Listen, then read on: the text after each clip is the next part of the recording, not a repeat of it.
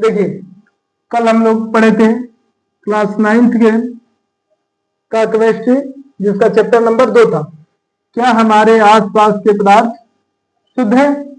उसमें हम लोगों ने कल क्वेश्चन नंबर 7 तक देखा था। आज क्वेश्चन नंबर हम लोग 8 देखेंगे। समांगी और विषमांगी मिश्रणों में अंतर बताएं। समांगी मिश्रण और विषमांगी मिश्रण में क्या अंतर है वो देखेंगे हम लोग। समांगी मिश्रण एक तरफ लिख देंगे, एक तरफ विषमांगी मिश्रण लिख देंगे। लिखेंगे इसके संघटकों के बनावट समान होते हैं। समांगी मिश्रण के संघटकों के बनावट क्या होते हैं? समान होते हैं। वहीं विषमांगी मिश्रण जो है, इसके संघटकों का बनावट भौतिक दृष्टि से अलग होता है। भौतिक दृष्टि रूप से विषमांगी मिश्रण के संघटकों का बनावट अलग होता है।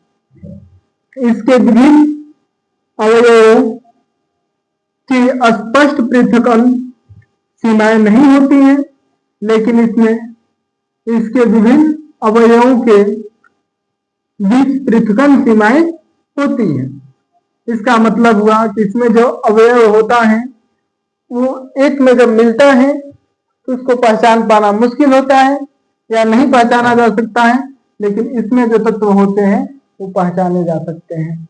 ठीक है, उदाहरण के लिए शक्कर या चीनी का विलयन, अगर शक्कर कहें या चीनी कहें, बात एक ही है।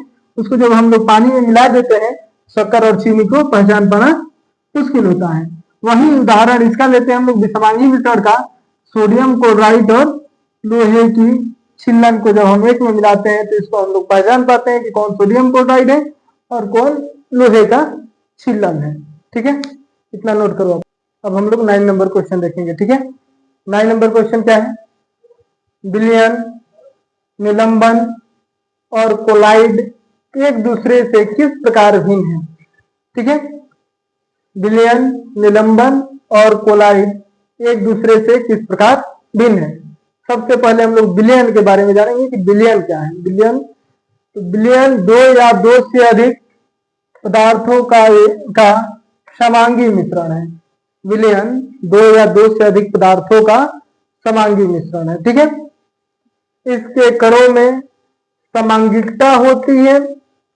समांगी हम आप लोगों को पीछे पढ़ा दिए हैं। ठीक है, इसके विलयन कणों में क्या होती है? समांगिकता होती है। तीसरा, इसके कण इतने सूक्ष्म होते हैं कि आंख से नहीं देखे जा सकते हैं। इसके कण इतने छोटे छोटे होते हैं कि उसे आंख से नहीं देखा जा सकता है। विलयन में प्रकाश का मार्ग दिखाई नहीं देता है। विलयन जो होता है उस विलयन में प्रकाश का मार्ग नहीं दिखता है। ठीक है, छालने की विधि द्वारा बिल्ले के कणों को विलयन से पृथक नहीं किया जा सकता है। अब हम लोग निलंबन देखेंगे। ठीक है, निलंबन देखेंगे और निलंबन में क्या है? यह एक विषमांगी मिश्रण है। निलंबन क्या है? यह एक विषमांगी मिश्रण है। इसके कणों में समांगिकता नहीं होती है। इसके कणों में क्या नहीं होती है? समांगिकता नहीं होती है। इसके कण, तीसरा पॉइंट है, इसके कण बड़े बड़े होते हैं और ये आंखों से देखे जा सकते हैं। ठीक है, इसके निलंबित कण प्रकाश के किरण को फैला देते हैं। इसके जो निलंबित कण होते हैं वो क्या होते हैं? प्रकाश के कण को फैला देते हैं। इन्हें छानने के विधि से अलग किया जा सकता है। ठीक है, यह अस्थायी होते हैं, मतलब इसको अलग अलग किया जा सकता है। ठीक है,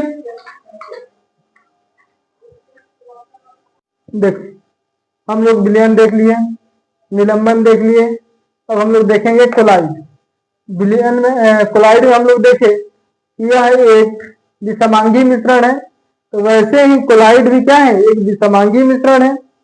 और जिस तरह से हम लोग निलंबन में देखे कि इसके कणों में भी समांगिकता नहीं होती है, वैसे ही कोलाइड के कणों में भी समांगिकता नहीं होती है। ठीक है, इसके आकार छोटा होने के कारण इन्हें आंखों से नहीं देखा जा सकता है। कोलाइड के कण छोटे होते हैं, इसलिए इसको आंखों से नहीं देखा जा सकता है। ये प्रकाश के मार्ग को दृश्य बनाते हैं और टिंडल प्रभाव दिखाते हैं। ये प्रकाश के मार्ग को क्या करते हैं, दृश्य दिखाते हैं और टिंडल प्रभाव को दिखाते हैं। टिंडल प्रभाव का हम आप लोग को आगे बता देंगे। छानने की विधि से इनके कणों को पृथक किया जा सकता है। इसके जो कण होते हैं उसको छानने की विधि से अलग किया जा सकता है। ये भी अस्थायी होते हैं, अर्थात कोलाइड विलयन निलंबन की तरह अस्थायी होता है। ठीक है, इतना नोट कर लो आप लोग।